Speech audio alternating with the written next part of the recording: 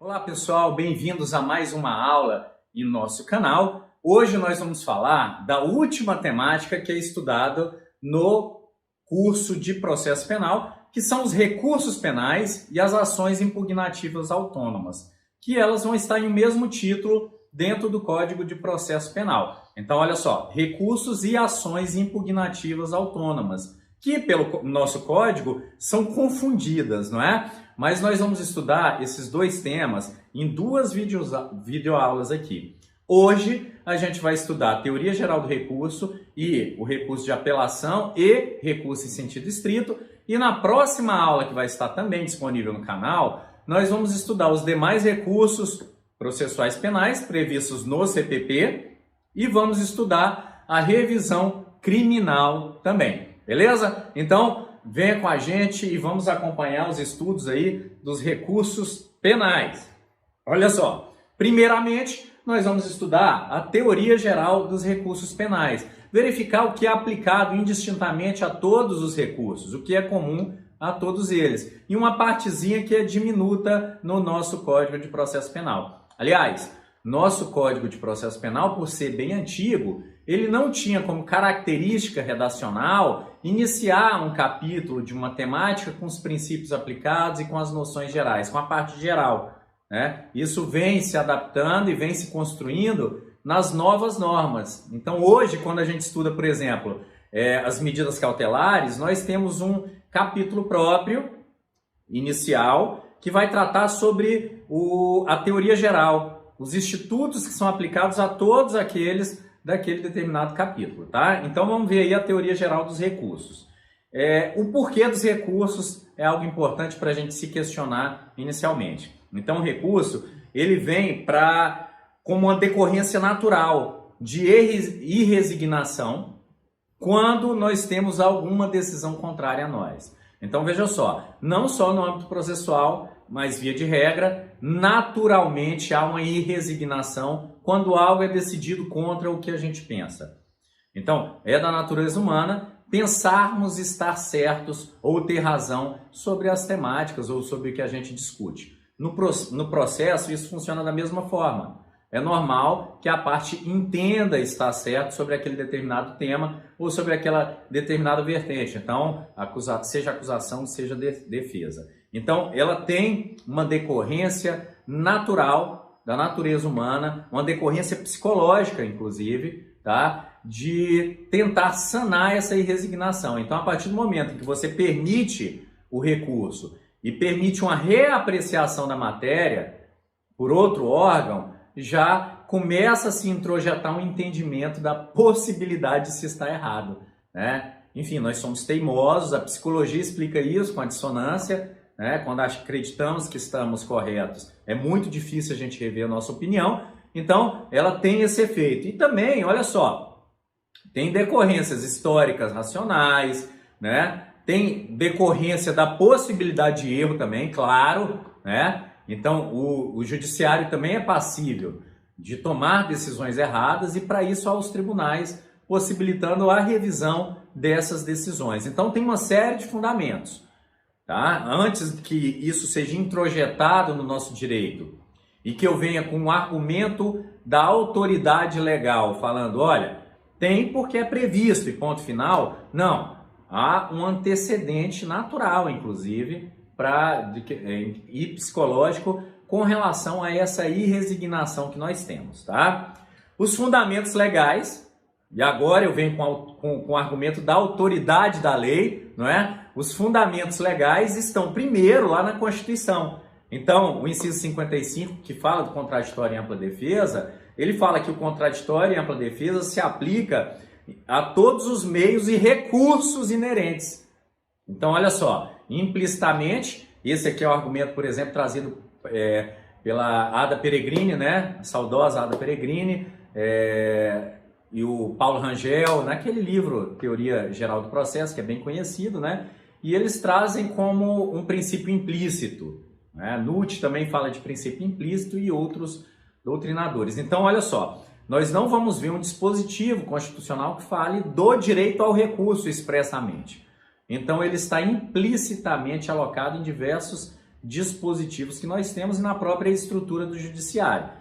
E claro, de forma legal, nós temos lá no CPP. Então, quando o inciso 55 fala que o contraditório e ampla defesa se fazem com todos os recursos e meios inerentes a ele, nós recorremos lá ao CPP, que traz a regulamentação dos recursos no artigo 574 a 646 do Código de Processo Penal. Então, olha só, quais são os recursos inerentes? Esses recursos, os recursos legais também. Não só os recursos entendidos como ferramentas processuais dentro de uma mesma instância, mas a possibilidade de levar a apreciação em instâncias diversas. Nós temos também a previsão explícita, nesse caso, da Convenção Americana de Direitos Humanos, o Pacto de São José da Costa Rica, que ele traz lá no artigo 8º, 2, a linha H. Olha só o que é que ele traz. O direito de recorrer da sentença a juiz ou a tribunal superior.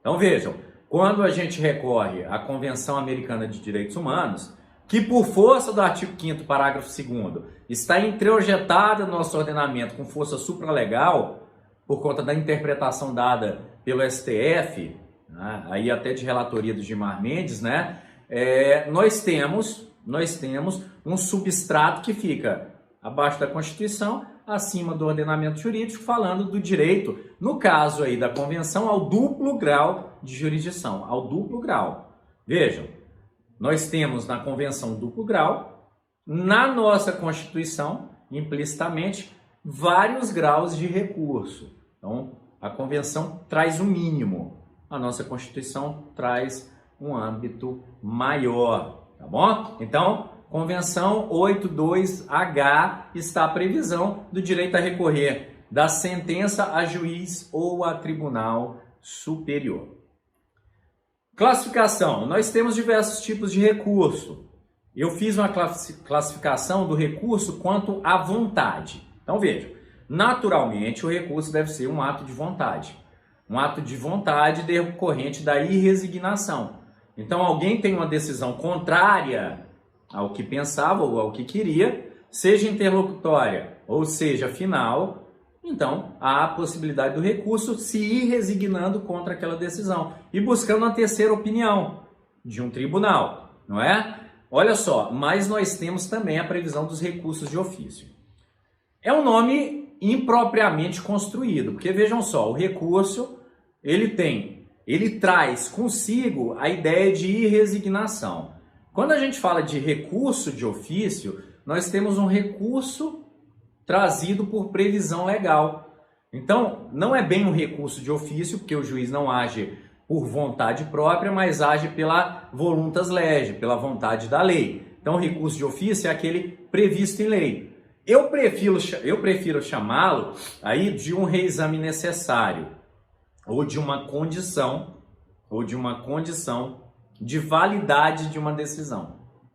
Então, algumas decisões só são válidas quando submetidas ao recurso de ofício. Então vejam, é muito mais uma condição de validade daquela sentença do que propriamente um recurso, até porque não há irresignação contra a decisão tomada. Pelo contrário, né? Se recorre de ofício é porque as partes não recorreram, percebem? Então não haveria a irresignação. Olha só, a súmula 423, ela fala do STF que caso não seja utilizado o recurso de ofício, então caso não seja submetido ao reexame da matéria, nos casos previstos, não transita em julgado a sentença. Ou seja, a validação dela, tá? Criando a força de coisa julgada material, só ocorre depois do recurso de ofício. Então está lá na súmula 423. Então nós temos algumas previsões, eu trouxe alguns exemplos aí. Indeferimento da revisão criminal, liminar, tá? Indeferimento pedido de revisão criminal, liminar. Indeferimento de HC, liminar também. Absolvição em crimes contra a economia popular, saúde pública, exceto drogas. Decisão que concede a reabilitação criminal, dentre outras possibilidades recursais, tá? Então, há sempre a previsão legal desse recurso de ofício. E nós temos o recurso de verdade, o recurso propriamente dito, que trata-se aí do recurso voluntário.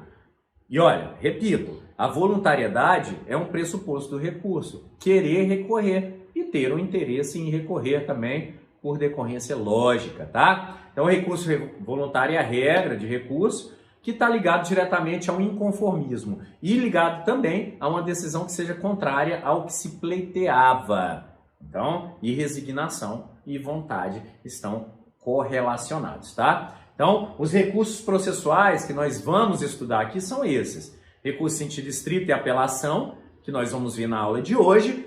E nas próximas aulas, embargo declaratório, embargos infringentes, embargos de nulidade, agravo em execução e carta testemunhável. Então, esses vão ser os recursos estudados. Além disso, nós vamos dar uma estudada na revisão criminal e no habeas corpus. Habeas corpus, que é um tema que é comumente estudado lá no direito constitucional, a parte processual do direito constitucional, mas nós vamos estudar aqui porque ele é regulamentado dentro do Código de Processo Penal em um capítulo próprio, tá? Ainda que seja de previsão de assento constitucional e não é um recurso, viu, gente? Revisão criminal e habeas corpus não são recursos, são ações impugnativas autônomas.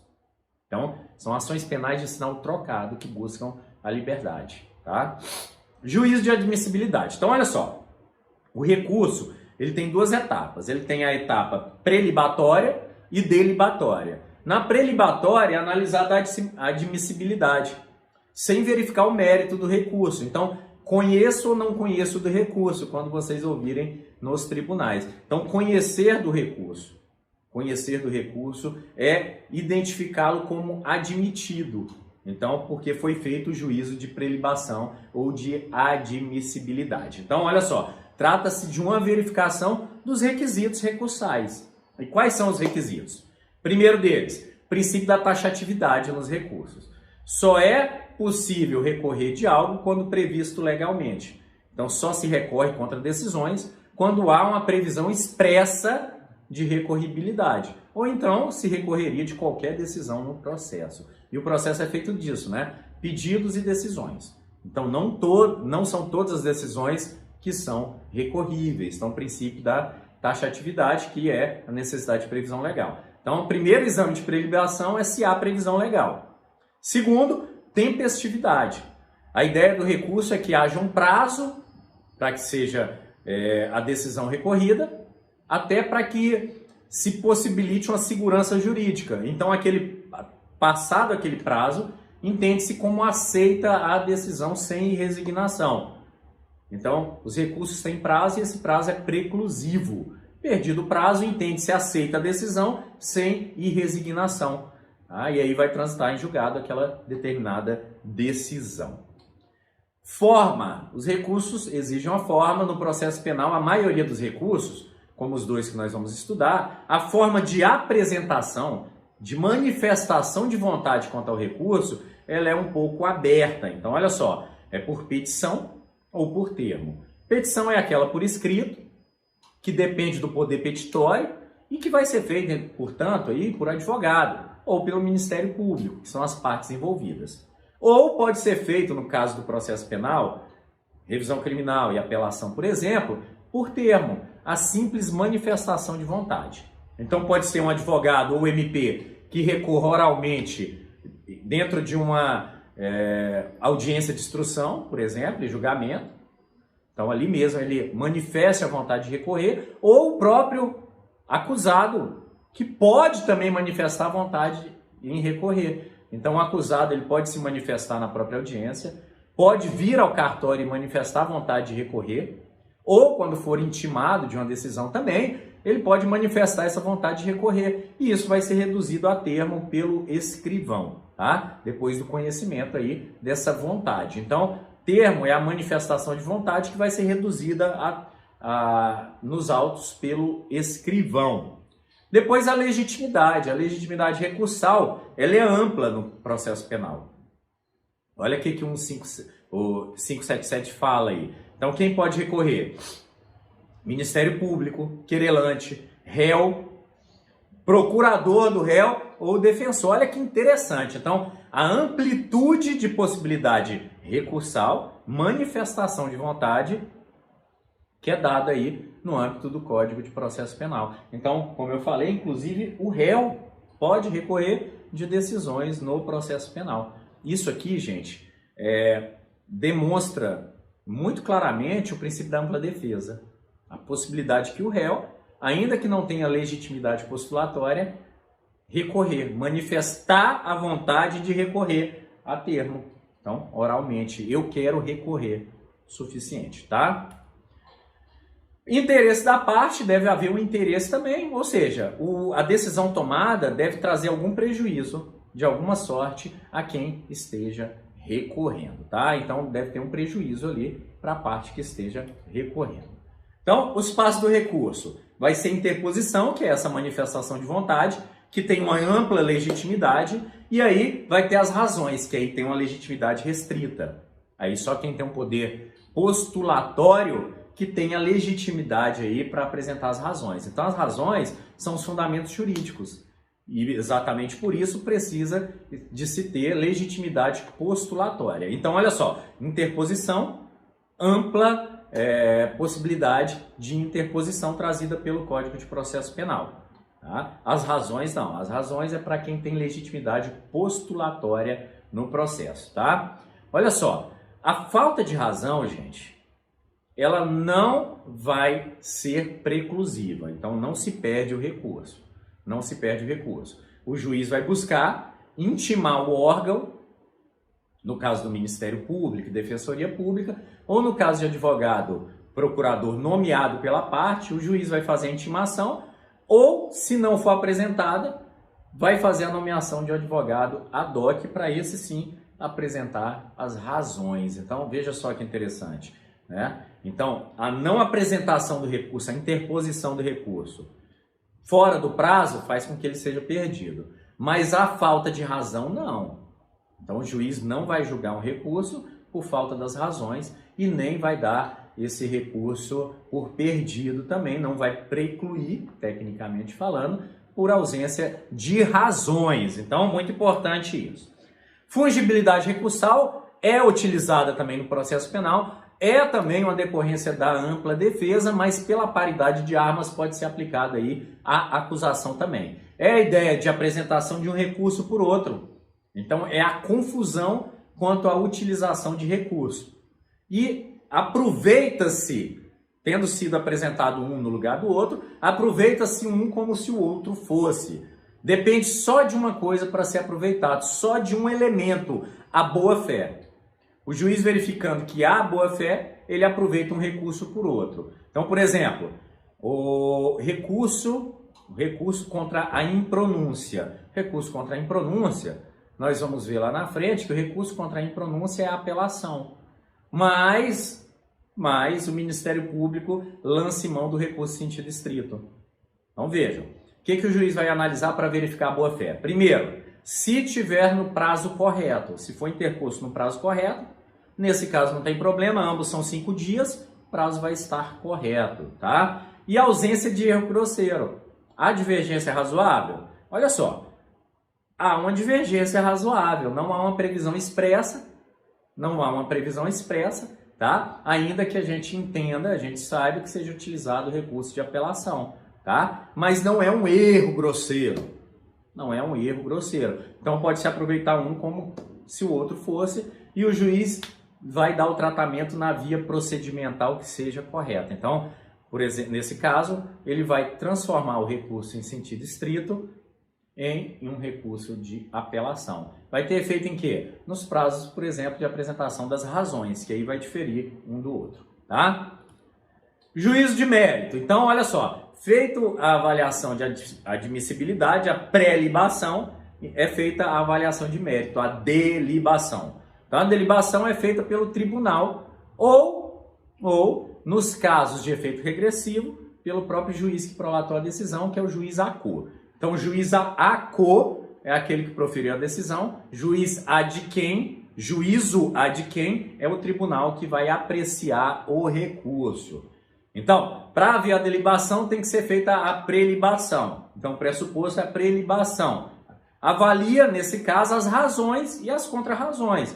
Então, se avalia o que o recorrente falou e o que o recorrido falou, e aí tem-se a decisão. Então o recurso ele pode ser conhecido, pode ser recebido, porque tem todos os pressupostos, mas pode não ser dado provimento ao recurso, porque na delibação não se concordou com os argumentos do recorrente. Tá? Então, perfeitamente possível. Os efeitos do recurso. Então, olha só. Esses são os efeitos que podem ou não existir aos recursos. Então, em cada recurso eu vou falar para vocês, olha, tem esse e aquele efeito. Então, eu vou falar. Isso aqui é para que a gente entenda o que é cada um dos efeitos. Então, primeiro efeito é o efeito devolutivo. Que olha só, quando você recorre, você está buscando outra instância da jurisdição. Então, o efeito devolutivo significa devolver a questão recorrida a esse outro grau, essa outra instância jurisdicional, tá? Então, olha só, se o recurso é só da acusação, o recurso não pode piorar a situação além do que foi pedido pela acusação. Então, vou dar um exemplo. O juiz condena o réu e condena o réu a 5 anos em regime aberto. E o Ministério Público recorre pedindo tão somente que aumente a pena para 6 anos. Vejam só. Ainda que o juízo ad quem verifique que, além de mudar a pena para 6 anos, deva passar do regime aberto para o regime semiaberto, que é mais gravoso, ele não pode tomar essa decisão, porque ele estaria indo além do que foi pedido pela acusação. Então vejam, a acusação pediu só aumentar a pena, não pediu para agravar o regime inicialmente imposto. Então o juízo ad quem, ele não pode agravar o regime imposto, ele pode somente aumentar a pena. Então vejam, a acusação quando recorre, o limite da reavaliação feita no recurso, em sede recursal, será só o limite do que foi pedido, não pode extrapolar aquele limite. No caso da defesa, não. Se o recurso for só da defesa, o tribunal ad quem, ele pode melhorar a situação ainda que não tenha sido parte do pedido. Então vamos imaginar o seguinte, que o réu condenado por 6 anos tenha sido imposto regime fechado, ainda que tenha sido primário. A defesa recorre pedindo para que seja ajustado o regime para o semiaberto, com fundamento lá no 33, né? E o tribunal ad quem, ele percebe que a pena também deveria ser reduzida. Então, ainda que não tenha sido pedido da defesa, o tribunal ad quem vai poder, além de ajustar o regime inicial de pena ao previsto conforme pedido, reduzir a pena, melhorando a situação. Então, vejam só, em benefício do réu, não há o limite. Inclusive, quando o recurso é só da acusação, a defesa não recorreu, o tribunal pode melhorar a situação. Também, sem ficar limitado sequer a ter sido interposto o recurso pela defesa, tá? Se o recurso é da defesa e da acusação, então a apelação que foi feita pela defesa e também pela acusação, os limites para agravar vai ser o limite do pedido da acusação e o limite para beneficiar não vai existir. Então, não tem limite para beneficiar. Então, olha só, terminologicamente, nós temos a vedação do reformatio impégius. A proibição do reformatio impégius significa dizer que o tribunal ad quem não pode piorar a situação além do pedido da acusação. E nós temos sempre o reformatio melius, que é a possibilidade do tribunal ad quem melhorar sempre a situação do acusado, independentemente se tem recurso da defesa, se não tem, ou se aquilo foi pedido pela defesa. Então, reformatio melius e a proibição do reformatio impégius, tá? Efeito suspensivo é a suspensão dos efeitos da decisão pela interposição do recurso. Não é regra de recurso, tá? Quando há a possibilidade de suspensão do efeito da decisão, é trazido expressamente no recurso. Então, por exemplo, perdimento de metade da fiança.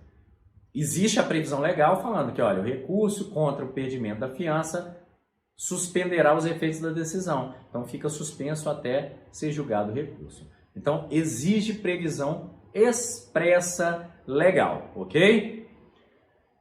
Tem um efeito suspensivo que ele é geral, que é chamado também o efeito comum, que é impedimento do trânsito em julgado. Como em nosso sistema processual só há possibilidade de execução da pena com o trânsito em julgado, sempre o recurso vai impedir a execução da pena, excetuando-se um caso, que é a condenação no júri por pena maior que 15 anos. Exceto isso, todo recurso vai ter efeito suspensivo quanto à execução da pena, tá, gente? Exceto esse caso, condenação pelo tribunal do júri a pena maior do que 15 anos. Inclusive, eu aposto que vai ser considerado inconstitucional esse dispositivo quando chegar até o STF. Efeito regressivo é aquele que permite ao decisor se retratar da decisão antes de mandar o recurso para o tribunal. Então vejam, o efeito regressivo permite que o juízo ACO, aquele que tomou a decisão, reveja a sua decisão e, se assim o fizer, não prossiga com o recurso até o juízo ad quem. Então o efeito regressivo é a possibilidade do próprio juiz rever a sua decisão. Efeito extensivo, que é a extensão do efeito de um a outros corréus. Então, vejam só, desde que o recurso não seja fundado em causas pessoais, estritamente pessoais, ele vai se estender aos demais, tá? Então, por exemplo, algum recurso relativo a um incidente de insanidade, um exemplo. Tá? Como é uma causa pessoal, a insanidade não afetaria aos demais, tá bom? Então, o efeito extensivo é a extensão de um recurso naturalmente aos demais, a não ser que seja tomada por questões pessoais. Então, a possibilidade de reforma de uma pena e assim por diante, tá?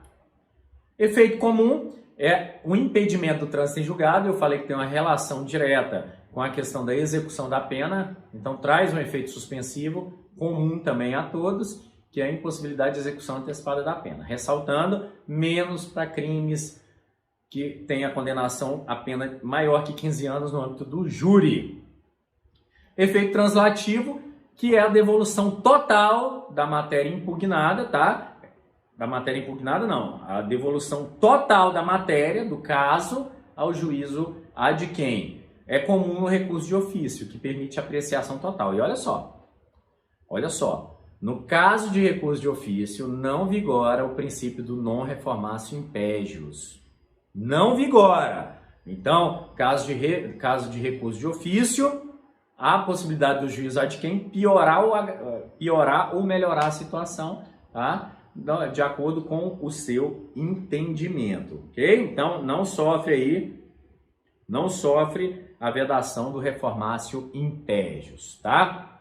Outras questões, recurso, gente, não instaura um novo processo. É exatamente o mesmo processo. O fim do processo só se dá no trânsito em julgado. Por isso que, quando a gente fala de habeas corpus e revisão criminal, nós estamos falando de ação impugnativa autônoma, porque aí sim vai se instaurar um novo procedimento, um novo processo. Nesse caso aqui, recurso não inaugura um novo processo. É o mesmo processo seguindo instâncias diferentes. Então, o processo tem um início, que é no exercício do dever ou do direito da ação penal, e um fim, que é no trânsito em julgado. Independentemente de qual instância isso vai acontecer.